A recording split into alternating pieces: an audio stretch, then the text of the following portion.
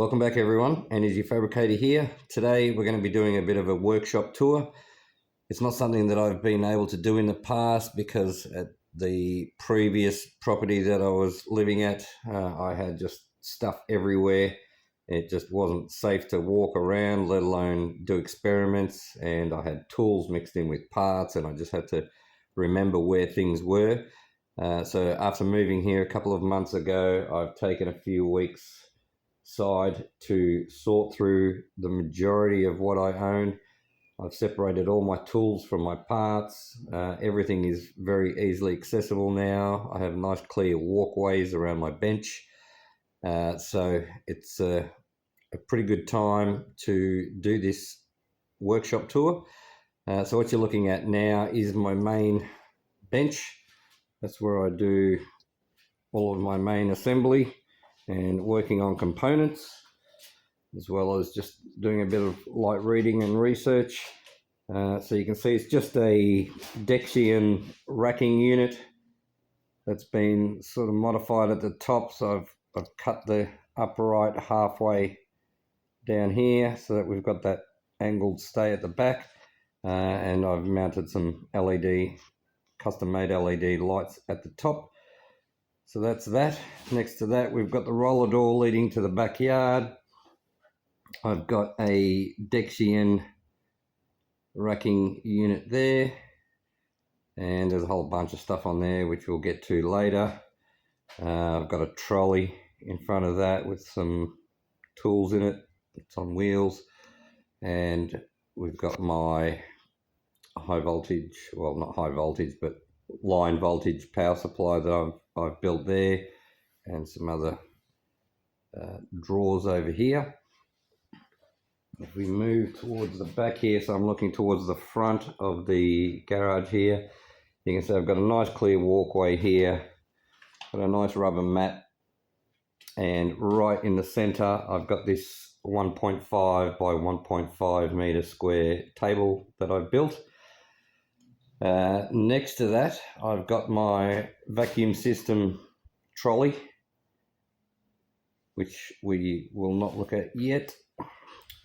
And on this side here, I've just got these cabinets and toolboxes right along the top here.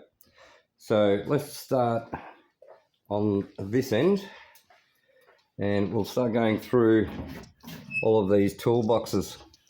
So as you can see in here, I've just got a bunch of squares, tractors, all sorts. Old school Starrett square here. Got some more rulers and stuff over here. In the next drawer, I've got more squares. Some pretty old school ones here, adjustable, so you can turn that around and set an angle and just lock that in, and there you go, that's locked in. We can measure that angle. In the next drawer, we've just got more stuff for measuring. Close that up. In this box here I have my hammers. Now this was an old rusty toolbox. I took it to a professional painter, had them blast it down, sandblast it. We did not keep the old handles. I put new handles on, and I got this nameplate from an old neon sign transformer. I riveted that on because it had a lock underneath, and it didn't come with a lock, so I wasn't going to put a lock back on it. But as you can see, I've got a good 25 or more hammers in here of all sorts. We've got wooden hammers, I've got a little axe there, I've got some more wooden hammers, I've got nylon hammers, I've got rubber hammers, I've got claw hammers, ball peen. It's all in there. So no matter what sort of hammer I need, I've got the right hammer for the job in there. Back here, I've just got some neon tubes I've got a couple of other glass components in there. This toolbox here is what I call my basic toolbox. This is what I take with me when someone needs some help. It's just a random assortment of the minimum that I would need to get any job done. If I'm going to go and do a job for somebody that needs specific tools, I'll grab those tools from my workshop and I'll load them into here. Otherwise, this is just a standard kit that I can use, and I can even lend this out to people because I've got duplicates, triplicates and quadruplicates of whatever is in here already. So if anything doesn't come back to me like a boomerang, no great loss. I've got more parts to fill that box up. In this toolbox here, well, as you can see, I've just repopulated this one with a bunch of bits here, just because I've got them. I haven't really found a home for that yet. As you can see, I've tried to get really organized here. Everything's labeled. So this one's got my tweezers, all different sorts of tweezers there. These are my favorite ones here. I think they're Nipex. Yep, these Nipex high voltage insulated tweezers. Now I've got a lot of knives and blades here. Some of them are better than others. I've got a couple of high voltage cable opening or cable cutters, and believe it or not, 8 times out of 10 I'm going for this. This is my favorite Stanley blade, Avery Dennison, stainless steel. Like, this thing is strong. It does a lot of my work. No matter what I go for in here, 8 times out of 10 I'm going for that blade there. So moving along here, these are my Allen key sets. And then I've got a drawer of just random keys and extra Allen keys that I get from IKEA kits and other sources. Moving on to the next toolbox. We've got some torches, some rasps, some string line. I've got these suction cups here, which are great for dent pulling. Just literally put them on, twist it and pull. It's really good for removing small dents out of car bodies. Surprisingly good. So yeah, just file cleaning cards and things like that. In this drawer I have my miniature files. So these things are very, very small. I don't know whether you can see that very well through the plastic. Probably not. I got some more medium-sized files here, and another box of miniature files over that side. So this one's got all of my half-round files and rasps. This drawer here has all of my square, triangle and round files and rasps. I did get a good deal on these blue handles here. These are Ferd. It's a good brand, really good quality handles. I think I picked them up for $1 each. I only wish I could have got more of those. Here's a few more files and rasps. These are all of my flat files and rasps. So again, a lot more of these Ferd handles. If only I could have got more, I would have handles on everything, but work with what you got. In the next toolbox here, I have a Rothenberger pipe deburring tool here. We've got an impact, I can't remember what this is called, but if you've got a really stuck nut, you can put the driver bit on the end there, the socket on the end, and just give that a smack with a hammer, and that'll help to ease it out. I've got a miniature version of this Rothenberger deburring tool here. It's for small plastic and I guess copper pipe. I've got a whole bunch of punches here. I've got a Renstieg punch set here. I've used that a couple of times now. It's been pretty handy. I have some optics here in the corner to help me look at small things, which is becoming more and more useful as time goes on. I got another one of these impact tools here, so I got two of them. This one's still in the case, in good condition. A couple of torches, nothing too exciting there. So as we go down, this is all of my tap sets. In this drawer I've got all of my feeler gauges, pin gauges, thread gauges, all sorts of gauges here.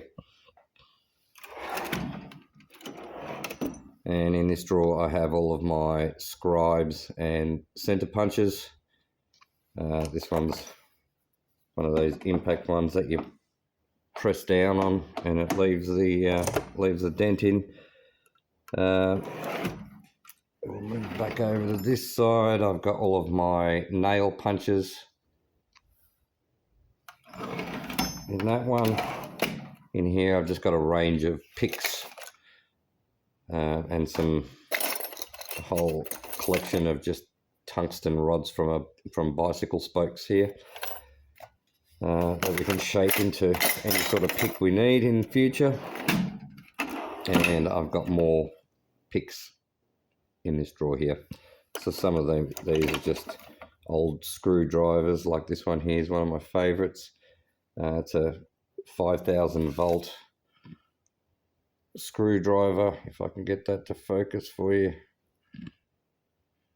Not really. It was just a 5,000 volt screwdriver that got sharpened to a point, made out of ceramic bakelite. I've got a few of those. I've got some angled picks and all sorts of shapes and sizes in there.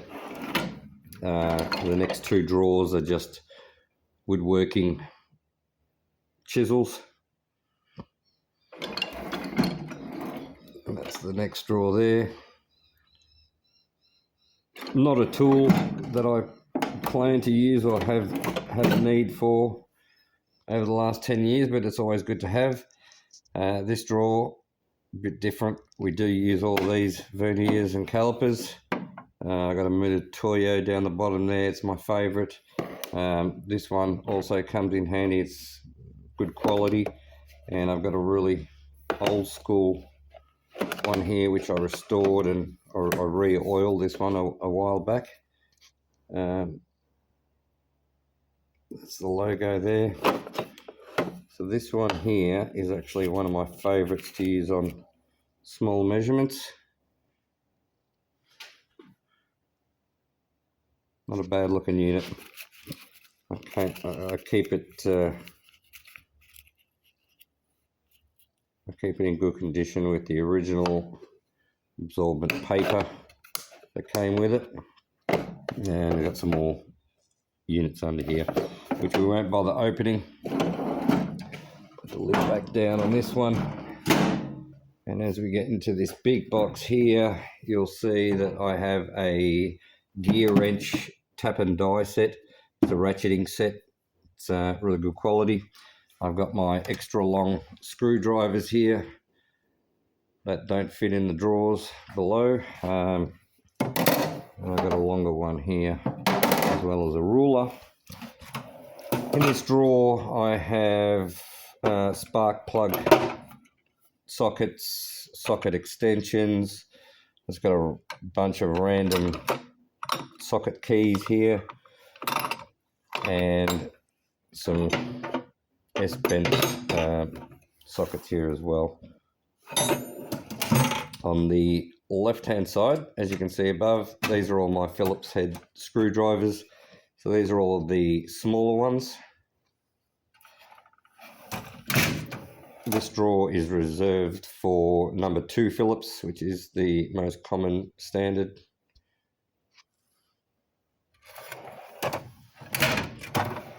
And in this drawer I have everything larger than number 2, so number 3 and above.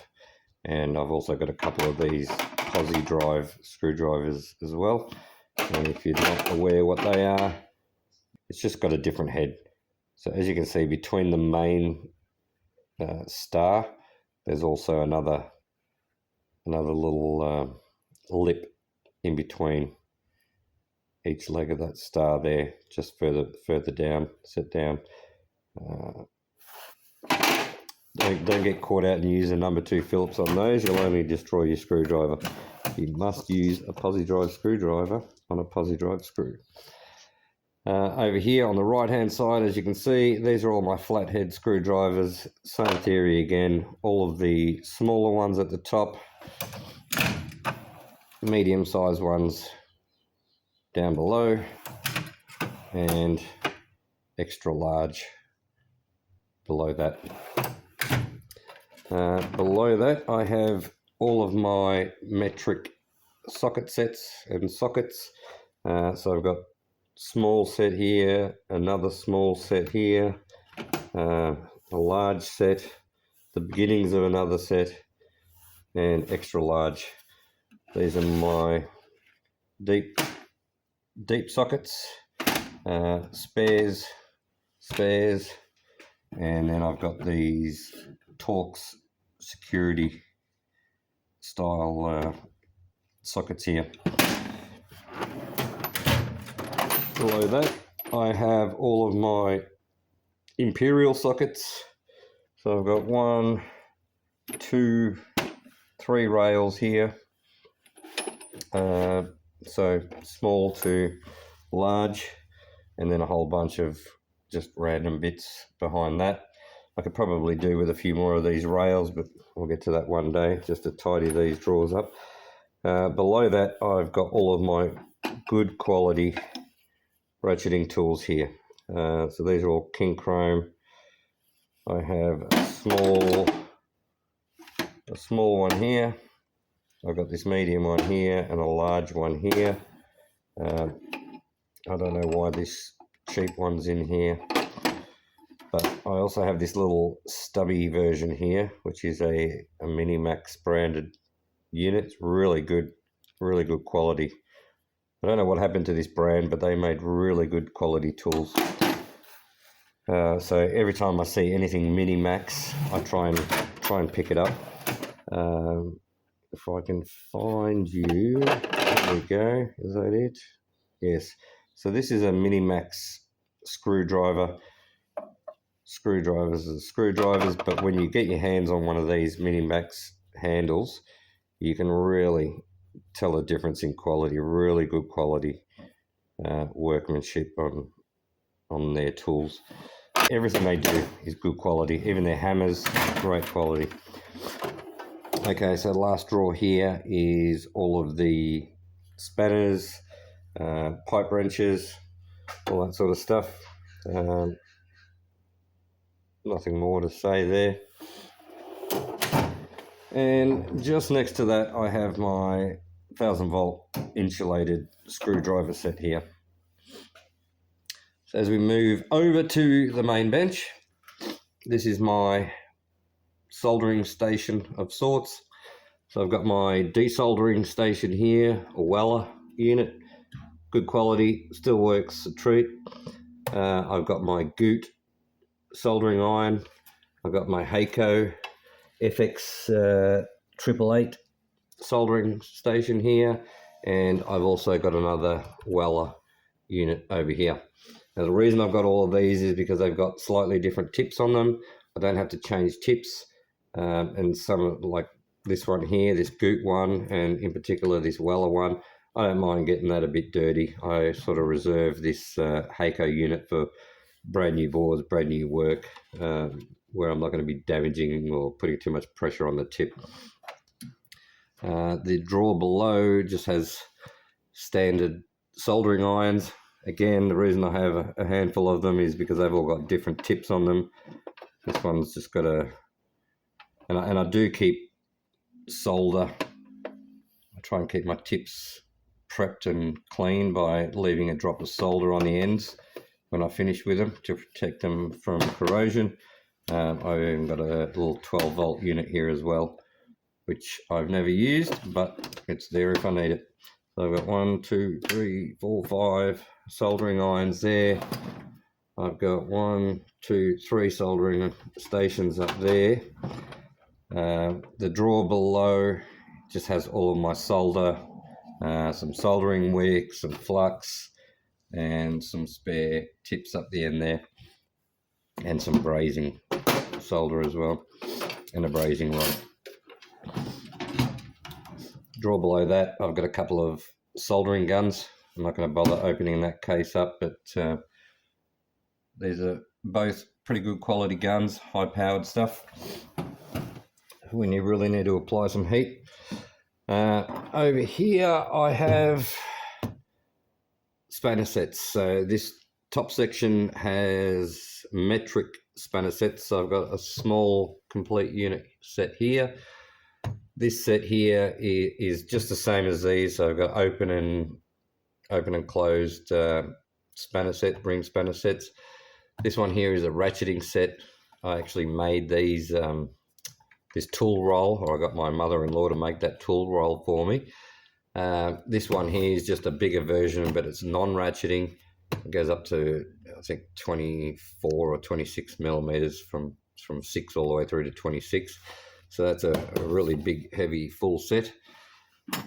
In the drawer below that, I have another full set of metric from 6 mil all the way up to 24 millimeters. So that's a full set right there. Below that, I have all of my Imperial. And these ones here are my favorite. If I could find more of these, I would be very happy. I think there's one more that I'm missing out of this set, but they're steps. So you can see down there, you've got one size on this side, and you've got a smaller size on that end there. And they're ratcheting and reversible as well. So you've got that on that side, and then you've got another 2 on this side here. So for each spanner, you've got 4 built into one. So I've got that one there, and I've got a smaller one. I believe there's a smaller one yet. If I can ever find that one day, I will be buying it no matter what the cost. I got some more of these Mini Max tools here again. I find them everywhere because I love that brand. And below that, it's just more random ones. And the reason I hold on to these is because sometimes you'll need one on one end and one on the other end, so it's good to have spares. So over on this side, this is all drilling sort of equipment. So I've got about 6 or 7 drill bit sets here. I've got a hole. This is a little spade bit hole saw set. I've got my larger drill bits here.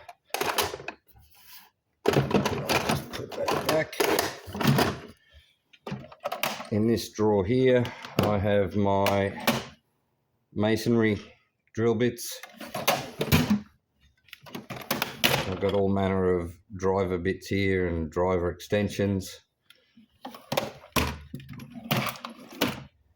Here I've got all of my smaller drill bits, a set of easy outs.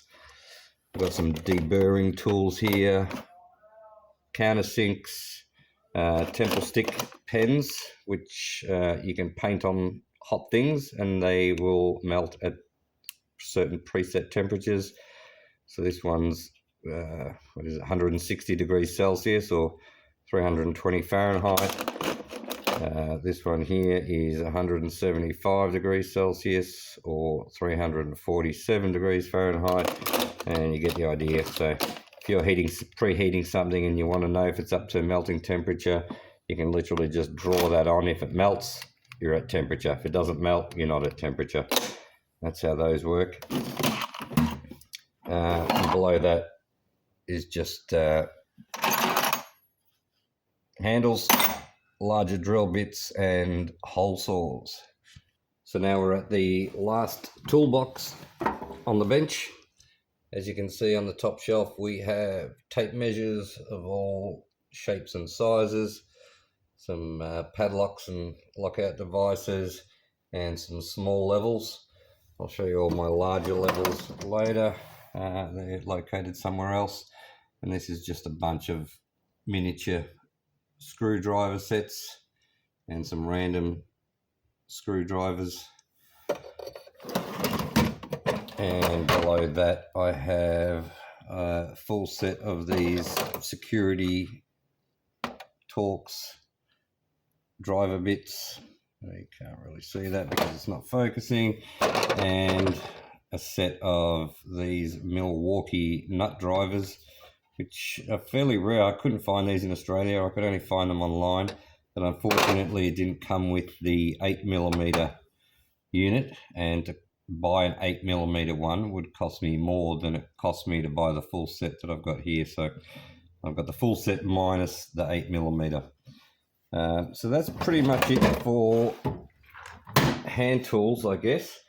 Below the bench, as you can see, I've got all of my power tools. So starting from the left, I have a camp stove. We've got a jigsaw, a hammer drill, a heat gun, a belt sander, a detail sander. We've got a Dremel tool, a spade mixing drill. I've got a compressed air gun box there with a whole bunch of different compressed air guns at different lengths and nozzles. I've got an angle grinder. I've got the 12-volt air pump, some 240-volt terminated cables for experiments. I've got a hammer drill and a drill and impact driver. I've got a big SDS drill, a laminate trimmer, and some grinding discs there. These are just random bolts and screws. And then in that red bag, I've got my big 9-inch grinder. You probably can't tell, but behind all of these power tools, I have a wall of components. And I'm talking everything from bushes to PCB components and capacitors, resistors, end terminals, spark gap electrodes, all my high voltage equipment in this stack here. We've got fuses and whatever else is below that, more resistors and diodes. I do need to get another 6 or 9 of these boxes, and I've got more than enough components to fill those. They're stashed away somewhere. I've still got to sort through it and continue that run. So that's what's under there. Below that, I've got these toolboxes here, which has got more sort of hand tool stuff. This has just got a bunch of air tools, air operated tools in here. In my next toolbox here, I have a range of clamps. So just vice grips, F clamps, quick grips, all that sort of stuff. It's all in there. And I've got hacksaws in this box here. I'm not going to bother opening that right now. Behind these boxes here, I have more storage tubs, as you can see there. And they have components and cables and bits and pieces. So we'll step back now that we've done the majority of the hand tools before I get to my last toolbox and my favorite toolbox. You can see here between this row of toolboxes that we've already been through and the bench, I've got my pedestal drill here, just tucked away neatly. I can do small little jobs in position right there. If I want to do bigger runs or bigger parts, I can just drag that out. As we turn around here, I'll show you my last toolbox. This is my favorite one.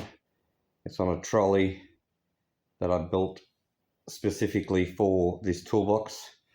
We fabricated that, welded it all up, put some casters on it. I got a shelf down the bottom just to hold a bunch of random stuff, and this holds all of my pliers. This is my plier collection, which I'm very happy with. I've probably got about 400 or 500 pairs of pliers in here. On the top shelf, I have a whole bunch of combat knives and stuff. I don't just collect this stuff. I am a combat veteran. These are the ones, well, in particular, this one here is the one that I took out to the front line with me, as well as this little guy here, this little boot knife. I've got scissors and pry bars and a trusty pair of channel lock pliers here. I've got a few of those. They're my favourite linesman pliers. In the first drawer, I have all of my end cutters and medical and dental pliers, as you can see, in stainless steel at the back there, and this one here. Below that, I have my linesman pliers. Now, all of these tools are salvaged or purchased at swap meets and things like that. I do my best to de-rust them and keep them oiled and clean. So they're in fairly good condition. They don't end up in here until I've cleaned them. There's only a few pairs of pliers in this toolbox that I've actually purchased brand new from a shop or on eBay. You can tell which ones are brand new, like these ones here. This is my favorite drawer out of all of my pliers, is my electrical plier drawer here. I have a crimping tool here, pretty good one, ratcheting. We've also got another ratcheting one for end terminals, and a whole bunch of wire strippers and flush cutters. And this is my favorite wire stripping tool here. I use that all the time for everything. And we've got some heavy duty cable stripper here. Yeah, I remember using these back in the day. These are wire strippers as well. They do the job for light gauge stuff, but you can quite easily nick a couple of the pieces of copper, stranded copper. If you use these, you got a much more control with something like that. But that's not the subject of today's video. The drawer below that, I have my needle nose pliers. As you can see, I've got a fairly decent collection here. So they're all needle nose, but either straight or bent or rounded or whatever shape and size you can think of, it's probably in there. I've got pliers here dating back to the early 1900s. I do have a pair somewhere that dates back to the 1880s or 1890s, I believe, still in great working condition. It's made out of pressed steel. These are my diagonal pliers and side cutters. Below that, we have industrial snips and tin snips of all shapes and sizes. In this next drawer, I have my circlip pliers, internal and external. A range of spares here for this sort. And I've got a full set of really good quality Nipex circlip tools in there. And in the last drawer, I have my nibblers, forging pliers, glass breaking pliers, and just a range of custom pipe clamp pliers and things like that. I've also got my riveting tool there as well. So that's pretty much my plier collection. And below that is just consumables. I have cable ties in that toolbox. I have high voltage neon sign cable in that toolbox, mainly short pieces up to a couple of meters long. I do have some rolls of neon sign high voltage cable, but offcuts are good for playing around with and doing experiments and short terminations. Then I've got a toolbox with my safety glasses and respirators and masks, and then I've just got end crimp terminals for making electrical connections, I guess you could say. I got some high voltage, I think this was 25,000 volt rated insulating rubber. It was an offcut from a job that we'd done many years ago that I've been holding on to, and I will be using that. So that's pretty much all of my hand tools. So we'll go back to the beginning here and we'll start on this run underneath all of the toolboxes. So in this drawer, as you can see, I have a bunch of high voltage power supplies of all sorts, a lot of flyback transformers, some, I think this was for, I can't remember what this was for, to be honest with you, but that's a high voltage power supply. We've got some ignition coil power supplies here. We've got some bug zapper power supplies. There's a little driver that I made. We've got some flybacks down there. Got another ignition coil transformer here. Back here I've got a really old school flyback that's wax coated, and it's even got a tube attached to it. And in this box here I've just got a whole range of really old school flybacks from television sets that I'd taken apart. And I have taken a lot of these apart, and I'll show you how many I've taken apart further on in the video, where you will see all of the ferrite cores that I have salvaged from flyback power supplies in the past. And they're getting harder to find these days because you can't find CRT TVs out on the side of the road anymore. So I'm glad I did it when I did many moons ago. Now from this drawer down it's just all neon sign transformers predominantly. So I've got some 1, 2, 3 neon sign transformers. I've got this high voltage generator here from Toshiba. I do need to do some repairs on that. We have, I don't even know what I've got in here. Oh, here we go. Some just name plates and stuff that we could reuse, some stickers and high voltage stuff, all sorts of bits and pieces to make experiments and builds look good and more professional. I've got this warning plate here. I've got some rubberized insulating standoffs here, high voltage capacitor. I've got more high voltage capacitors in here. There's a doorknob style capacitors. I think I've got 5 in there. Pretty sure they're like a 50,000 volts or thereabouts. Neon sign rubber boots. Got more of those capacitors in here. And I'll just put this back. We will move on to the next drawer. That's a very heavy drawer. Those neon transformers are very heavy. As you can see here, I've got more high voltage power supplies. This is one that I built a long time ago. Still works.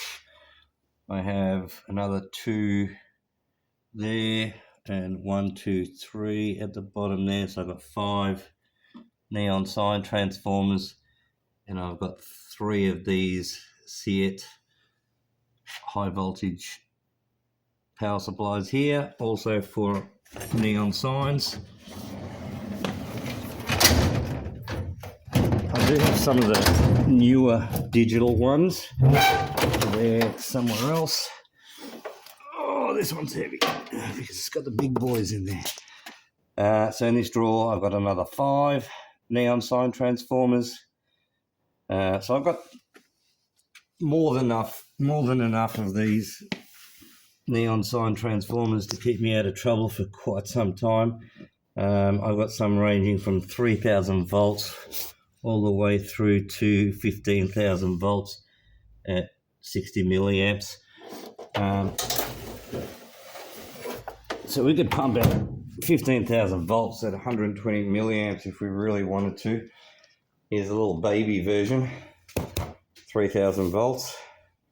That's what I'll be playing with first when we get back into it very shortly. Now we move into these cabinets. This one here's just got all my nuts and bolts and fixings and hardware and hooks and all that sort of stuff. Just a bunch of random stuff up here, some optics and lenses. I've got a little engraver here. I do have another air operated engraver that's in my Air Tools box on the ground that I showed you earlier. Just a bunch of old windings and just wire of different gauges. Nothing really exciting in there.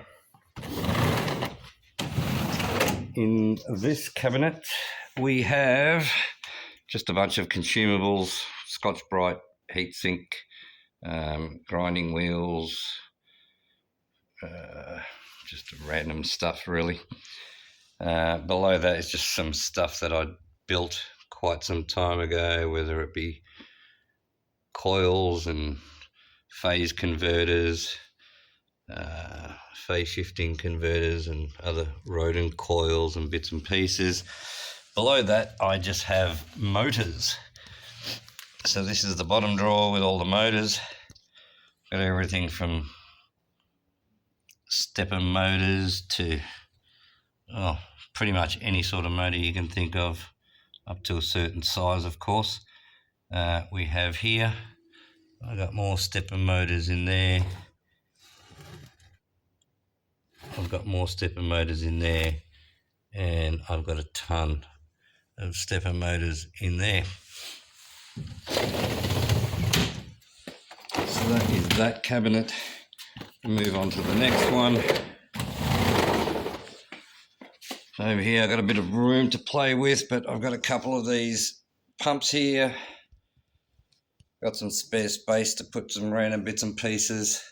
And in here I've just got some felt and some medical equipment, syringes and very specific dosing equipment, and just random bits and pieces that I've got to put away still one day.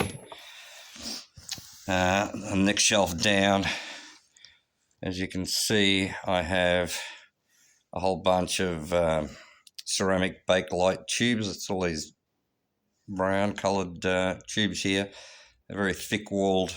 I had some acrylic end caps made for them, so they're actually recessed in with a lip. So they just sit in there like that. I'm going to have to put them in with adhesive, make some custom vacuum chambers for experiments further on down the track. That's something else that I salvaged there for more high voltage spark gap experiments. Got some PCB components in here, which is another little project that I'm working on. Another coil, and over here I've got this burner for glass blowing. That's what all this silicon tube here is for. Underneath that is just a whole bunch of small ceramic standoffs of all shapes and sizes.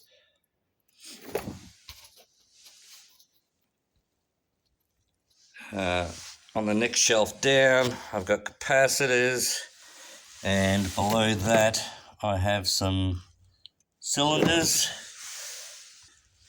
and I've got some heating pads here and just a bunch of other random stuff. So as we move along here, in this drawer I have a bunch of multimeters. This is not the full extent of my multimeters, but it's the main go-to ones. I've got this one here and this one here are my two favorites. Obviously when I'm doing more accurate stuff I want to use the Fluke, but I do like to pull this one out. It's my old military one. If I'm going to lend a multimeter to somebody, I'll lend them that $5 one there in the back corner. I think I have a problem with this one. I'm not too sure. I think the screen might be gone. It's an old screen. And I've got a couple of older clamp meters here, as you can see. They still work and I still use them. In the next drawer, most of my vices that I have reconditioned over the years. I even painted this one back in the day and reconditioned the jaws, as well as this one, made some custom jaw blocks for it and everything. As well as this one here also has some custom jaws hidden underneath there of different types. And below that, in this cupboard here, I have this high voltage transformer that was salvaged from an X-ray machine. You can see in the back corner here we've got the flyback, and then we've got the step up transformer here and the vacuum tube. So we're going to have to get rid of that vacuum tube and wire that up and put it in an oil filled container to get that going. That's the only way that's going to work, is under oil. That's a project in itself. Nothing really to report in there. I need to put some stuff away in there, probably some cables, which is all just piled up on the ground here, but we'll get back to that one day. I've got my larger levels here, small, medium and large, and just a little project that I'm working on for someone's boat here. Wanted these all sandblasted back and re-anodized or powder coated, so I'm helping him out and get that done. One thing I haven't shown you yet, before I show you that, these here are just my bolts and nuts. So, well, the majority of them, I guess you could say. I have M4, M5, M6 and M8. And they're my 4 standards. I also hold M3, but they're somewhere else. Now, this therapeutic device, dating back to the early 1900s, still works. I still use it to this day. Over here in the back corner, I have our sandblasting cabinet with a couple of rolls of heat shrink sitting on the top. And over here, I have my power supply, which is that big black unit. We're going to have to wire that up very shortly, but we'll get back to that in a minute. This cabinet is just adhesives and paints and chemicals and that sort of thing. And I've got my gardening tools there. And in this filing cabinet here, we have more small flybacks and high voltage power supplies. This tub here is actually very heavy, but it contains a whole bunch of ferrite cores from flyback transformers I've taken apart. Get the lid off there, give you an idea of how many flyback transformers I've taken apart, which tells you how many CRT TVs I've been in. I've opened up more CRT TVs than I've had hot dinners, I reckon. So we can build our own custom transformers there. This drawer here is just still, I say high voltage, but around the 350 to 450 volt mark. Capacitors, capacitor banks. I do have more, but they're somewhere else. And this drawer here is just a shit fight, but there's a whole bunch of stuff in here. Printed circuit boards, bus bar, a roll of bus bar stickers. I don't know why I kept that. Radioactive, like metal radioactive signage. Yeah, other circuit board related stuff down there. More signage. Some stickers and just other bits and pieces. There's another motor that doesn't belong there. That probably belongs with all the other motors that we looked at earlier. So I'll move that now. And the last drawer below that is just painting stuff for the house. So over here I've got under that blanket my vacuum system. So we will get back to that one day. Right now we've got other priorities. And then we've got the bench over here. So as I said, we've got plenty of walkway. So I come into the garage here. I've got this nice walkway. I've got this massive rubber mat here, and a nice big walkway down here until you hit the bicycles on the left on the end there. But that's pretty good access to this main workbench in the middle here. Before we get to what's on the top, underneath I've got this X-ray transformer. It's a beast. I'm pretty sure that one pumps out about 75,000 volts. That's just a whole bunch of just random metal components. Over here we just got a whole bunch of other stuff. What have we got up here? We've got limit switches. We've got just enclosures with buttons and emergency stop switches. This thing's a siren. We've got foot pedals below that. Some speakers. PLC. And this shelf just has counters mainly. And yes, you're seeing correctly, I decided to keep this aperture that we spoke about in the last video. You never know. And in the last bucket below here, we have just terminal blocks. So earth terminal blocks like this brass one here, and just all manner of terminations, whether they're solderable or the screw type, just bags and bags of them. And next to that I have my high voltage control from another X-ray machine, which we kept a transformer out of, which I'll show you in a minute. And below that is just a whole bunch of really good quality KF flanged vacuum fittings and vacuum accessories in there. And then next to that I have just my collection of wire cables of all sorts, and more heavy duty cables and tubing stacked up here in that red box. And then next to that, on a trolley on the ground, is another X-ray machine transformer. I'm pretty sure this one does up to about 50,000 volts. We did do a video on this about 10 years ago or so when I salvaged it. So if you're interested in that, go through my older videos. And then we'll go back over here. I know I'm going backwards and forwards, but it's just the way it is.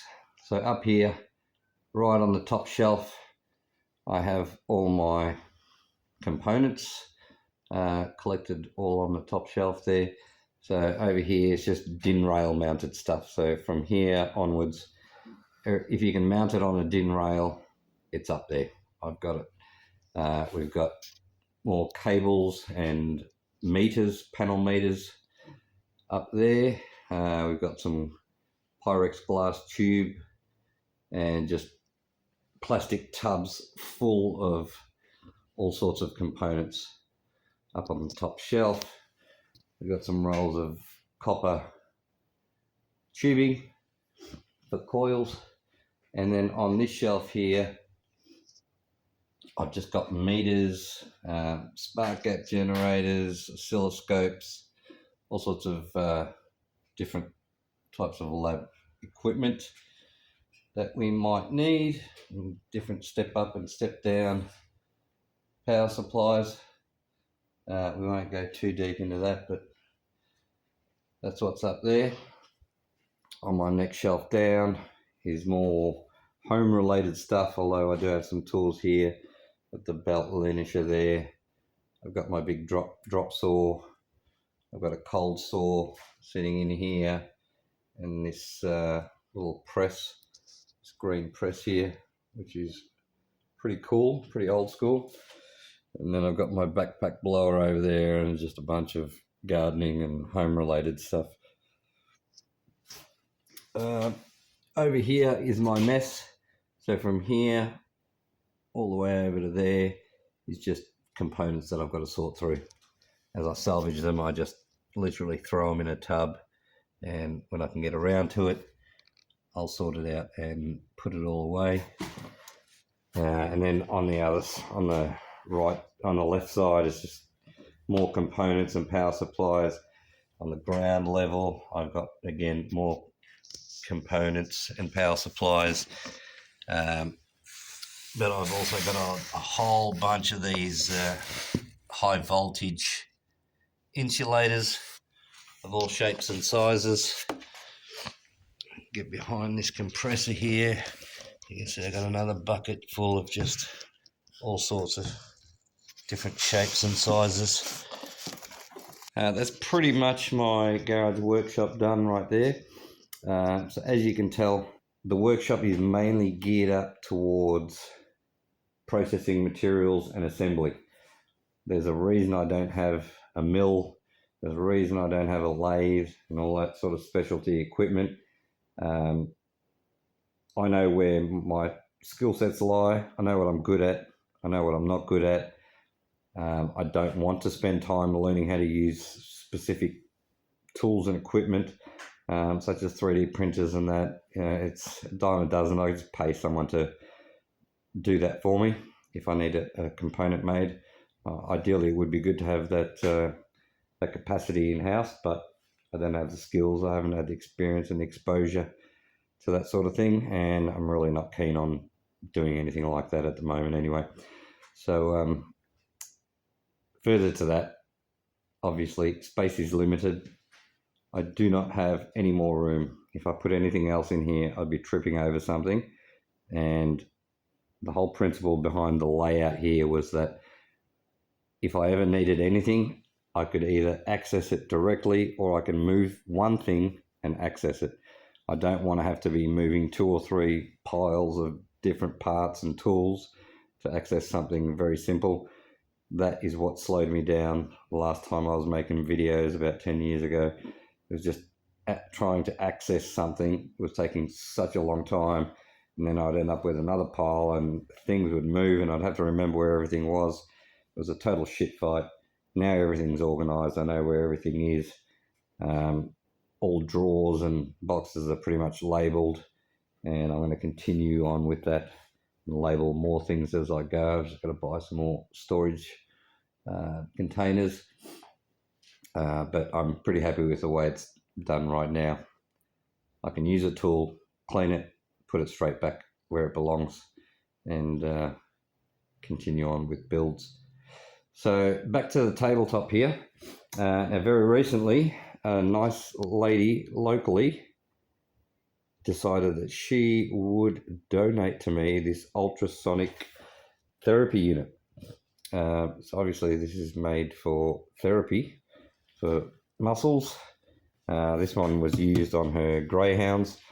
I'm not going to use it on greyhounds. I'm going to use it as part of experiments, but I've only kept this out to show you quickly, but that's going to end up on that shelf there, the second one down, with all the other lab equipment.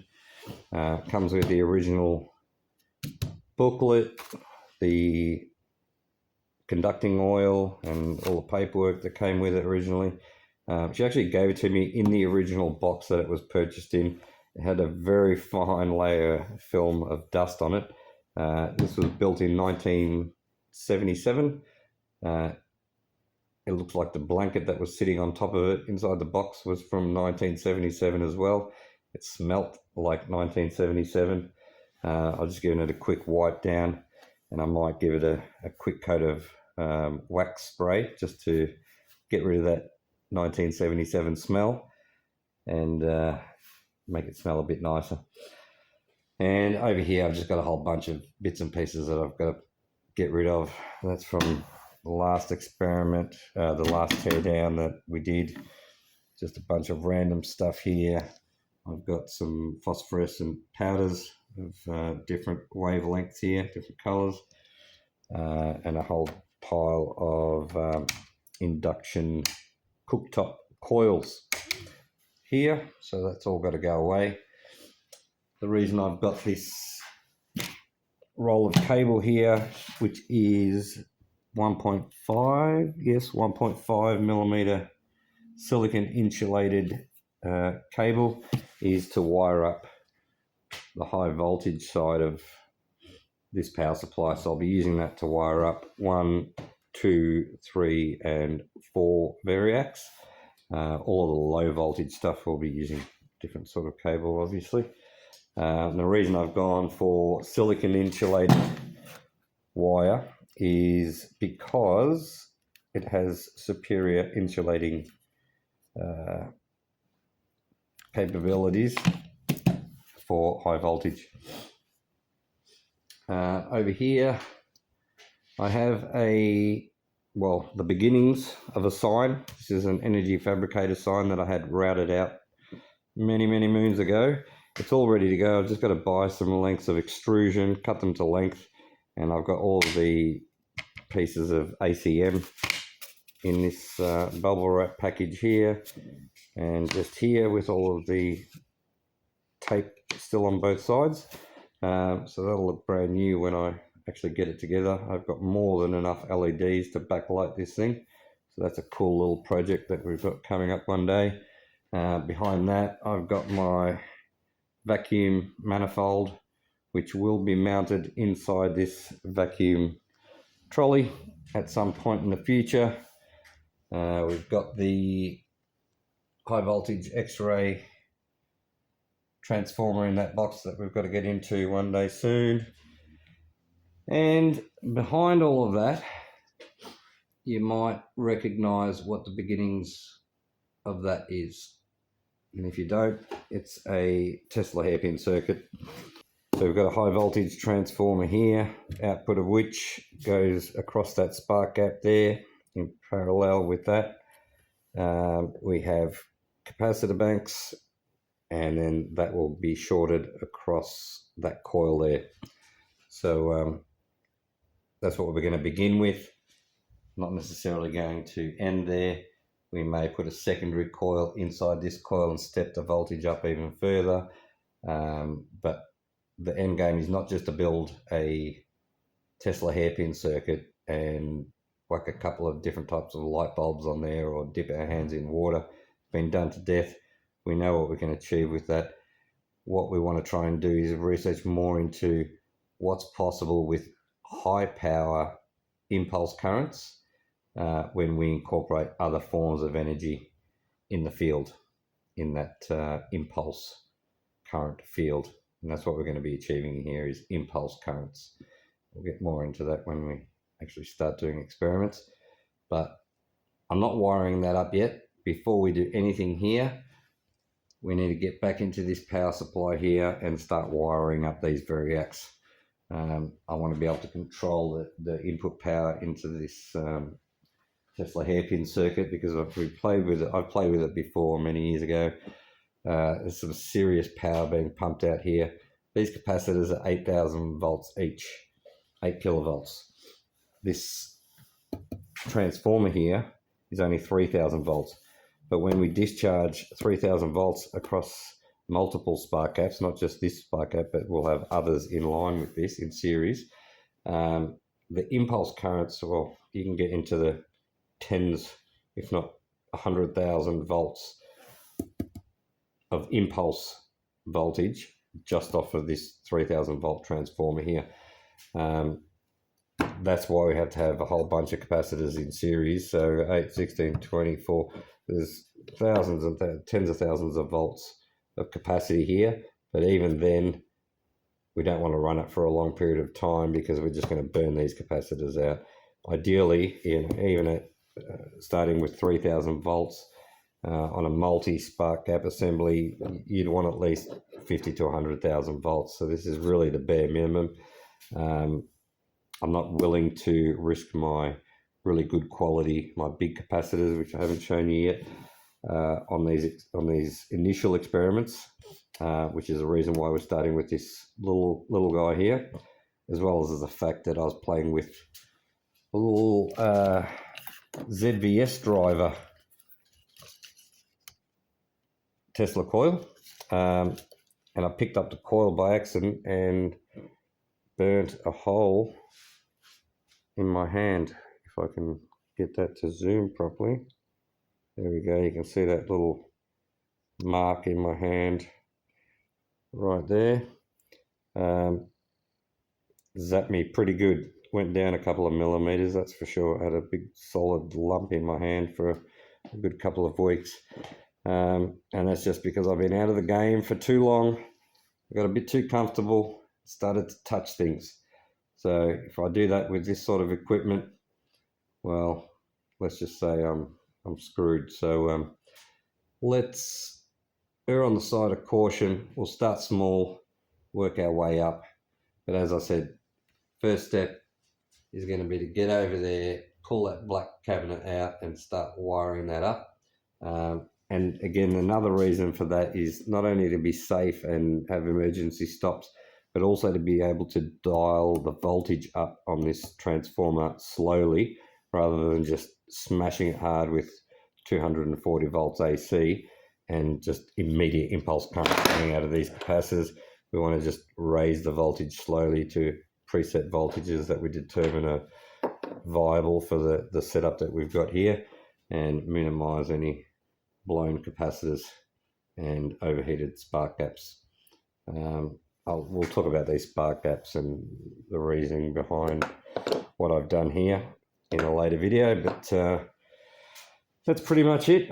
Got a few handles here, little chicken sticks made out of ski pole handles and a bit of nylon and some ceramic Bakelite, which I've shoved in there. Got a couple of shorter ones here. Can't remember what these handles were from. I think they were from one of those foosball games. Again, just jammed in a couple of pieces of ceramic Bakelite there, and we can put whatever we want on the other end, whether it's some sort of alligator clip or some cable or whatever it may be. It's helped me in the past to stay safe and keep away from the high voltages, so we'll keep using those. That is the full tour of my workshop. I don't think there's much else that I can show you that's going to be of any value.